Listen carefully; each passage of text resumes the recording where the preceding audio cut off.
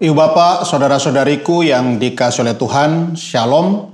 Selamat berjumpa kembali dalam Renungan Harian Katolik Paroki Tomang, Jakarta. Hari ini hari Minggu, tanggal 22 Juni tahun 2025. Sebelum kita melanjutkan permenungan kita, perkenankanlah saya terlebih dahulu mengucapkan selamat Hari Raya Tubuh dan Darah Kristus. Tema renungan kita hari ini adalah tidak ada yang mustahil bagi Allah. Ibu Bapak, saudara-saudariku yang dikasihi oleh Tuhan, merenungkan perikop Injil hari ini, Injil Lukas bab 9 ayat 11 sampai 17, saya teringat akan sepenggal pengalaman hidup saya sebagai seorang imam. Dari tahun 2013 sampai tahun 2019, saya ditugaskan untuk menjalankan karya misi di negeri Tiongkok, di RRT. Dan ketika saya berangkat tahun 2013 itu, saya dalam kondisi sama sekali tidak bisa bahasa Mandarin. Ya. Jadi betul-betul saya tidak bisa. Ya. Dasarnya pun saya juga tidak tahu. Maka itulah perjuangan saya di awal-awal karya misi saya di Tiongkok itu. Sebelum saya bisa melayani umat dengan baik, saya harus belajar keras. Saya harus berjuang untuk bisa menguasai bahasa Mandarin. Dan itu sungguh sebuah perjuangan yang tidak ringan, tidak gampang bagi saya. Ya. Jadi saya harus pontang-panting, ya, saya harus berjuang keras untuk bisa menguasai bahasa Mandarin ini. Tetapi ya sebagaimana yang dikatakan oleh banyak orang, ya, bahasa Mandarin itu adalah bahasa yang paling sulit di Asia, ya. Dan itu sudah saya alami sendiri. Nah, ketika saya belajar itu, waduh, perjuangannya luar biasa, ya. Bahkan ada momen-momen saya itu mau menyerah saja, ya, karena sungguh mempelajari bahasa Mandarin ini sungguh tidak gampang. Sampai suatu ketika ada sebuah pertemuan orang-orang Indonesia yang sedang berada di kota Beijing. Ya, kami diundang, semua kami diundang, ya, orang-orang Indonesia yang ada di kota Beijing dalam sebuah resepsi merayakan hari ulang tahun kemerdekaan Republik Indonesia, ya, 17 Agustus. Nah, kami di situ, wah, banyak sekali, ya, ada ratusan orang Indonesia yang datang, ya. Orang yang sedang bekerja, orang yang sedang belajar, semuanya jadi satu.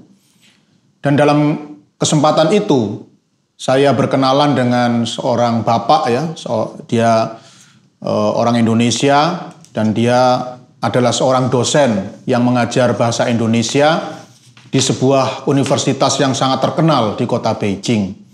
Dan dalam pertemuan itu saya mengaku terus terang kepada bapak ini, ya, bahwa saya hampir menyerah belajar bahasa Mandarin, ya, karena sulitnya bukan main, ya.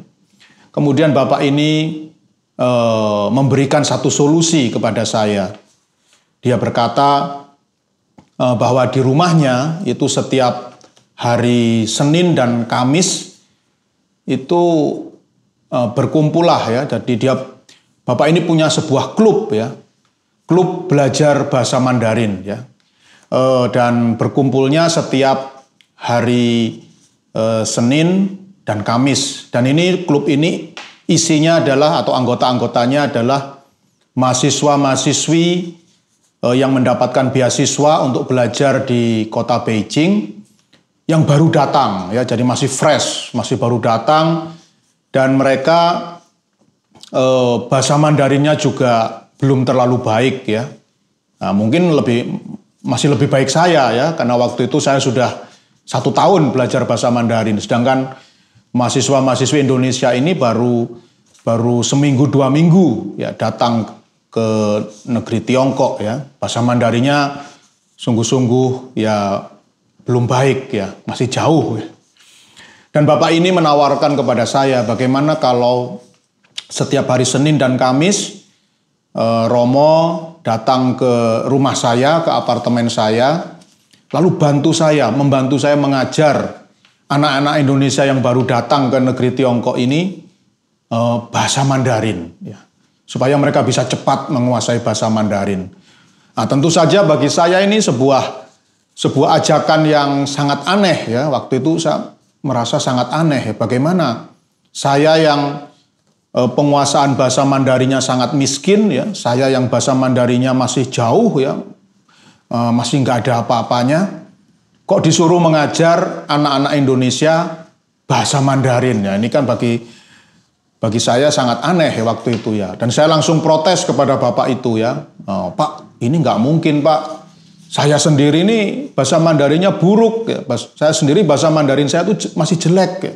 Jauh dari baik ya. Masa saya disuruh mengajar anak-anak Indonesia yang pandai-pandai itu ya. Ada yang mengambil S2, S3 bahasa Mandarin. Bapak ini bergurau.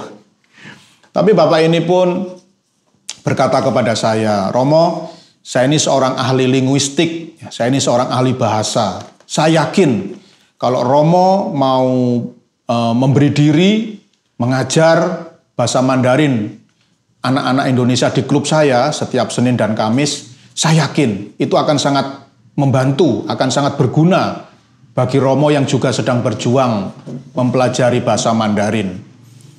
Dan ya, akhirnya saya pun ya menuruti ya. Akhirnya saya pun mau ya menuruti permintaan Bapak ini ya. Maka setiap hari Senin dan Kamis saya datang ke apartemennya lalu mengajar anak-anak Indonesia yang baru datang di Tiongkok itu bahasa Mandarin ya, sesuai yang sudah saya pelajari di universitas tempat saya belajar ya. Dan itu berlangsung selama 1 tahun ya. 1 tahun saya tekuni saja, saya mengajar anak-anak Indonesia itu bahasa Mandarin ya.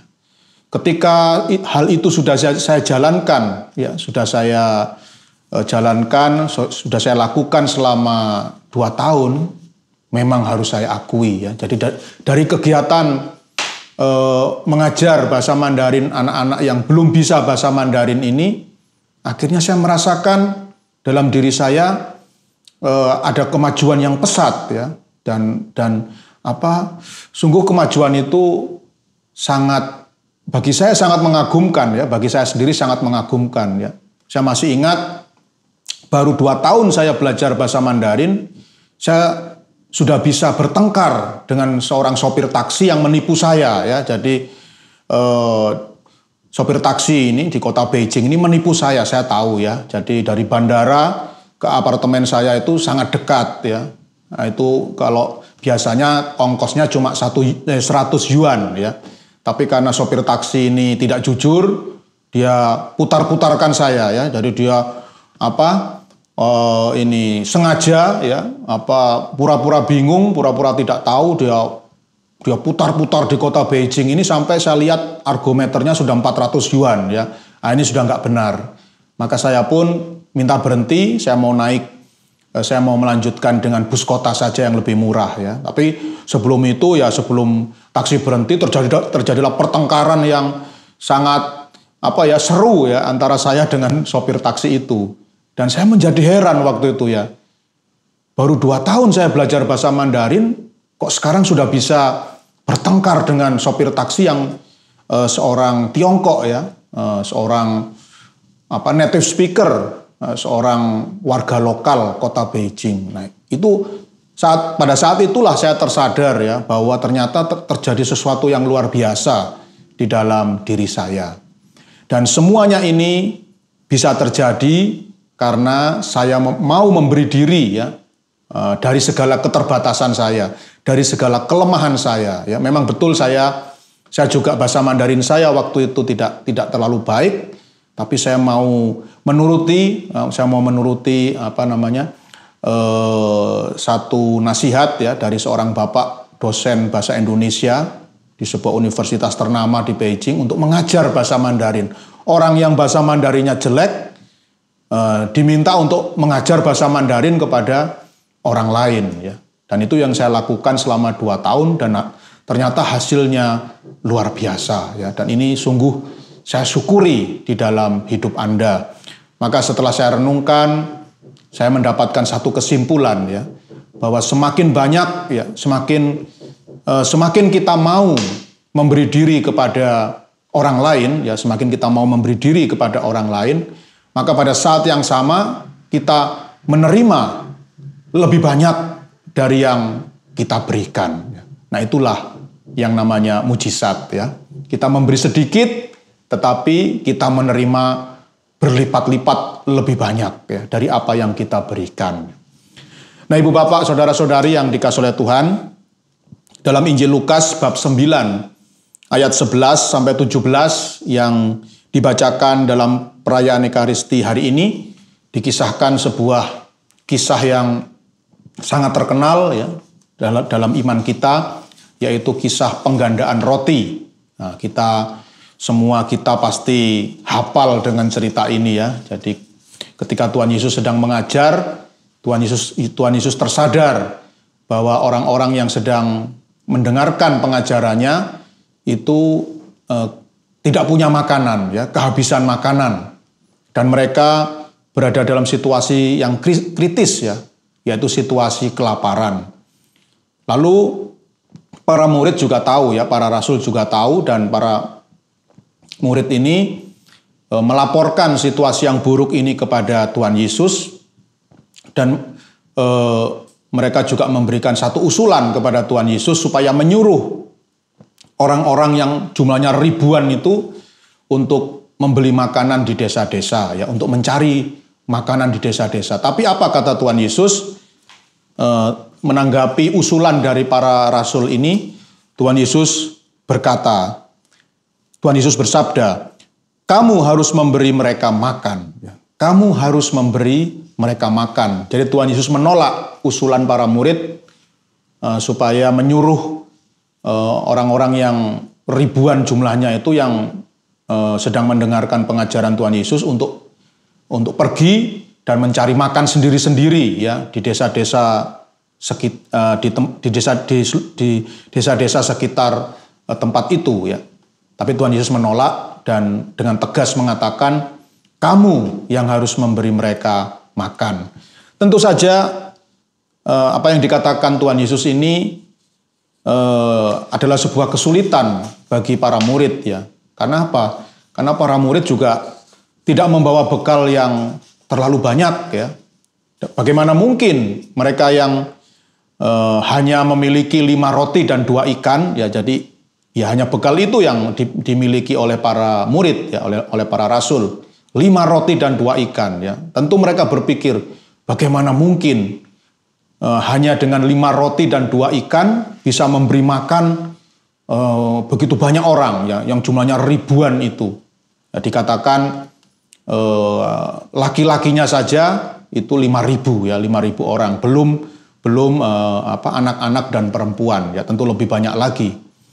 Nah, tetapi apa yang terjadi ketika 5 roti dan 2 ikan ini diberikan kepada Tuhan Yesus, lalu Tuhan Yesus mendoakan dan memberkati 5 roti dan 2 ikan ini, ternyata kita tahu dalam kisah itu 5 roti dan 2 ikan ini bisa memberi makan, bahkan bisa mengenyangkan ribuan orang yang ada di hadapan para murid, ya.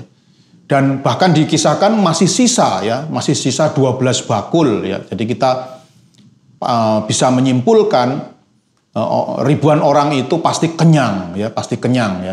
Karena 5 roti dan 2 ikan itu ternyata bersisa, ya, ada sisanya 12 bakul, jadi pasti kenyang itu, ya. Dan dari kisah ini kita bisa tahu, ya, bagaimana situasi atau kondisi yang terbatas itu ternyata bukan masalah bagi Tuhan, ya. Jadi 5 roti dan 2 ikan itu begitu diberkati oleh Tuhan, maka bisa dipakai atau bisa digunakan untuk mengenyangkan ribuan orang yang ada di hadapan Tuhan Yesus dan para muridnya, ya. Kesimpulannya, segala kekurangan yang kita miliki itu asal diberkati oleh Tuhan, kita serahkan kepada Tuhan dan diberkati oleh Tuhan, pasti akan terjadi sebuah mujizat. Ya, pasti kelemahan atau kekurangan itu akan bisa menjadi berkat bagi banyak orang, ya, seperti yang saya alami sendiri. Dengan segala keterbatasan saya, bahasa Mandarin saya buruk, bahasa Mandarin saya terbatas, tetapi saya justru berjuang untuk mengajar orang lain bahasa Mandarin, ya. Jadi saya memberikan sesuatu dari kekurangan diri saya sendiri. Tapi kita lihat itu pengalaman nyata saya. Semakin kita memberi, semakin banyak kita mendapat, ya. Dan sekarang ya kalau ditanya bagaimana Romo bahasa Mandarinnya, wah saya bukannya mau menyombongkan diri, ya, tapi itu tadi saya hanya mau menceritakan saja, ya, saya hanya mau memberi kesaksian saja bahwa sekarang kalau saya diminta untuk bertengkar, ya, dengan orang Tiongkok menggunakan bahasa Mandarin, itu hal yang kecil bagi saya, ya, itu hal yang remeh bagi saya, gampang, ya. Dan ini semuanya saya akui tidak mungkin bisa terjadi kalau tidak ada berkat dari Tuhan untuk diri saya, ya. Oleh karena itu, Ibu Bapak, Saudara-saudari yang dikasihi oleh Tuhan, berdasarkan inspirasi Injil pada hari ini, marilah mungkin Bapak Ibu, Saudara-saudari merasakan atau menyadari bahwa Bapak Ibu, Saudara-saudari itu punya banyak kelemahan, ya, punya banyak kekurangan. Jangan takut, ya. Meskipun Anda itu punya kekurangan, punya kelemahan, jangan takut untuk berbagi, ya. Berbagilah dengan orang lain di tengah-tengah keterbatasan, kekurangan dan kelemahan Anda. Asal semuanya itu dipersembahkan kepada Tuhan, dan Tuhan pasti akan memberkatinya, pasti akan terjadi mujizat. Apa yang Anda berikan kepada orang lain dalam segala keterbatasan Anda, pasti akan berbuah, ya, pasti akan bisa menjadi berkat yang luar biasa bagi orang lain, ya. Dan kita pun akan menerima berkat yang lebih berlimpah lagi dari Tuhan yang sungguh mencintai kita. Semoga inspirasi Injil pada hari ini semakin menyemangati kita untuk terus berbagi kebaikan, berbagi cinta kepada sesama yang membutuhkan. Tuhan memberkati.